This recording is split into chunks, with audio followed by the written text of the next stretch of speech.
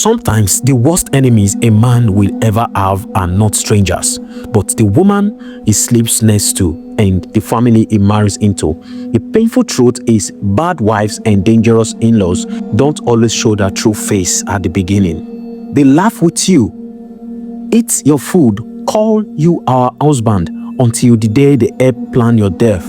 And by the time you find out who they really are, it might already be too late. This is a story of a man whose death was plotted by his in-laws and his wife. So try to watch this video to the end so you understand and also give your perception concerning the video in the comment box below. Welcome to Africa Today Crime Channel. Do you know liking our video helps it grow faster? Please, today don't forget to like our video, subscribe and share. Thank you.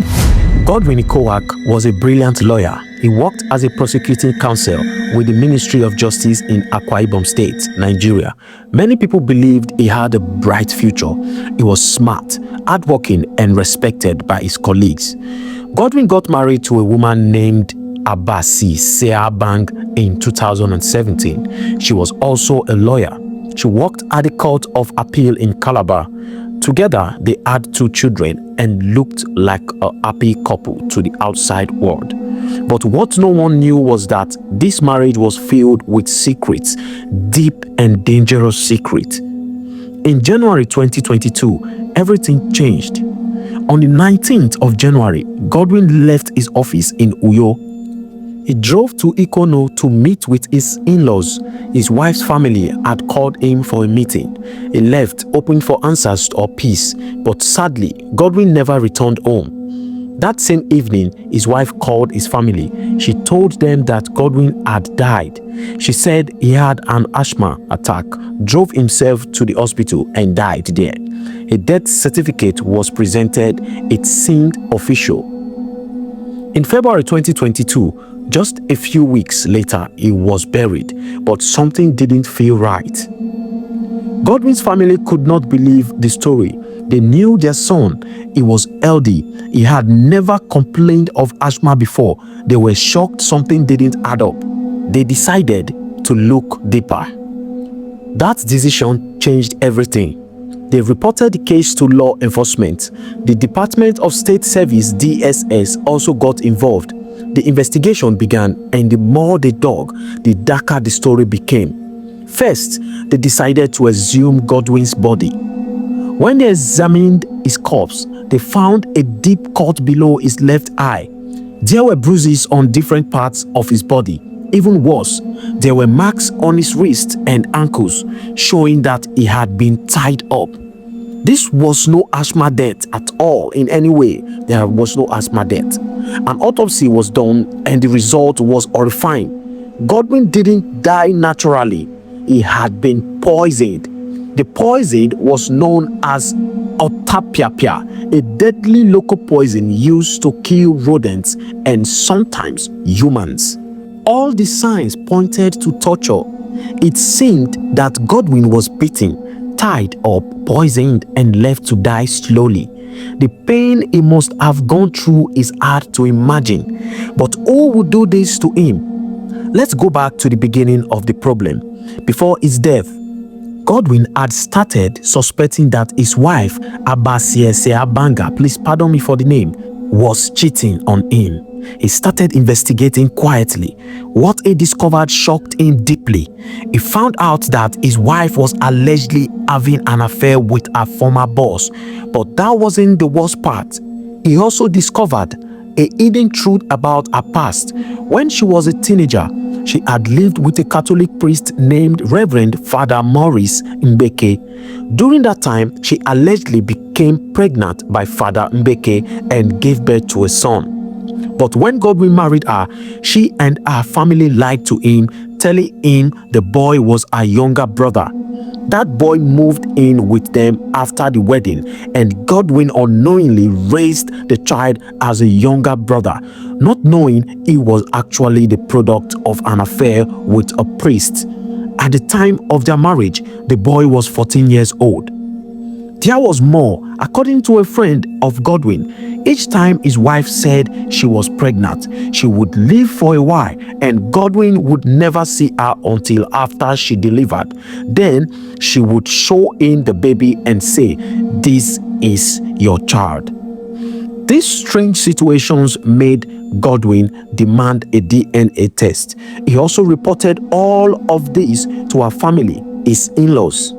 He believed they would help, not knowing they were part of the deception.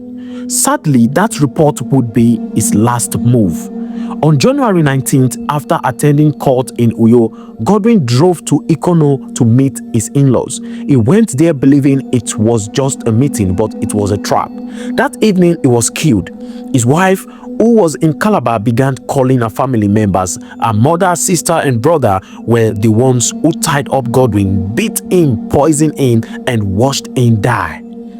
As soon as they confirmed he was dead, his wife called Father Maurice Mbeke, the same man she had allegedly had a child with years ago.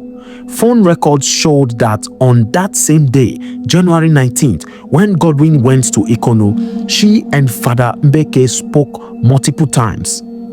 What happened next showed just how far they went to hide the truth. Father Mbeke called another priest, Father Gabriel Ekong, who was the administrator of St. Luke's Hospital. Father Ekong then instructed a doctor, Dr. Imo Johnson, to prepare a fake death certificate. That certificate stated that Godwin died of asthma complications. A complete lie, woefully a big lie. After that, Godwin's in-laws brought his dead body to St. Luke's Hospital and dropped it there. Then his wife called his family to inform them of his asthma death. It was all a cover-up, but Godwin's family didn't let it go. They fought for justice. After over a year of investigations, arrests were made, the truth came out, the lies were exposed, everyone involved was taken to court. Last month, the court gave judgment, but the sentences left many Nigerians speechless. Here are the sentences. His wife was found guilty of being an accessory to murder. She was given 2 years in prison. His mother-in-law was found guilty of murder. She was given 10 years in prison. His sister-in-law was also found guilty of murder. She got 10 years.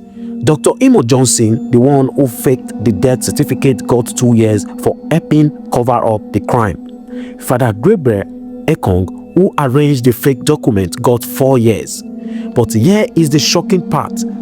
Father Maurice Mbeke, the man who allegedly impregnated the wife as a teenager and helped cover the murder, was never charged at all. Why? No one really knows. His name appeared in many call logs and he helped in covering up the crime, but somehow he escaped punishment.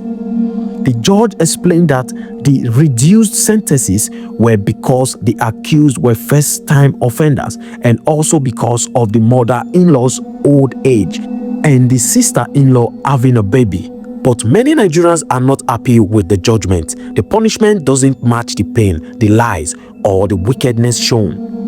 The state government has said it will appeal the judgment, and that gives some hope because truly this is not justice.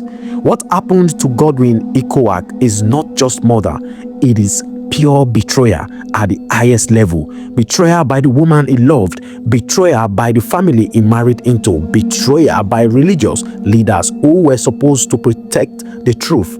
Imagine a man discovering that his younger brother is actually his wife's secret son with a priest. Imagine raising that child under a lie.